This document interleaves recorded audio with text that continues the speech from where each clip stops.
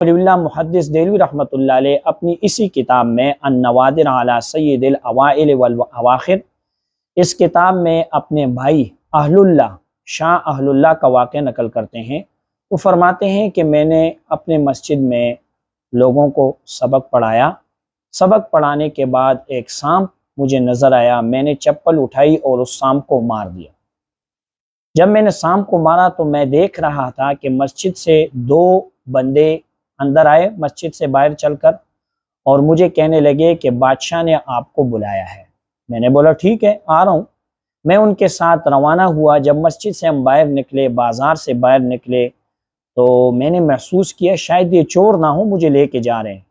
مگر جب میں نے آگے دیکھا تو جب بازار سے ہم نکلے، آبادی کی طرف سے نکلے، تو وہ زمین کے اندر ایک جگہ تھی، اس جگہ جا رہے تھے۔ پھر میں نے محسوس کیا کہ بھائی یہ جنات ہیں۔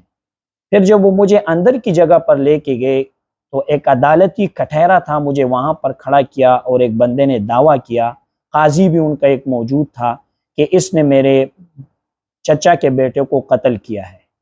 میں نے قاضی کے دربار میں عرض کی کہ میں نے تو قتل نہیں کیا، ہاں میں نے ایک سانپ کو قتل کیا۔ تو وہ مدعی جو تھا وہ بولنے لگا کہ وہی میرا چچا کا بیٹا تھا، سانپ کی شکل میں آپ نے اس کو مارا ہے۔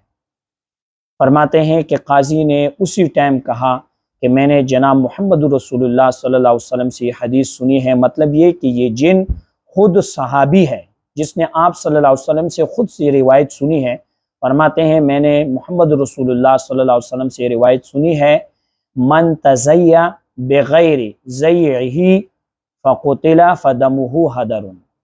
اس حدیث کا ترجمہ یہ ہے کہ جو شخص اپنے لباس کے علاوہ کسی اور لباس میں، اپنی شکل کے علاوہ کسی اور شکل میں نمودار ہوا، اگر اس کو قتل کر دیا جائے گا تو اس کا خون یہ روا ہوگا، یعنی اس سے پوچھا نہیں جائے گا۔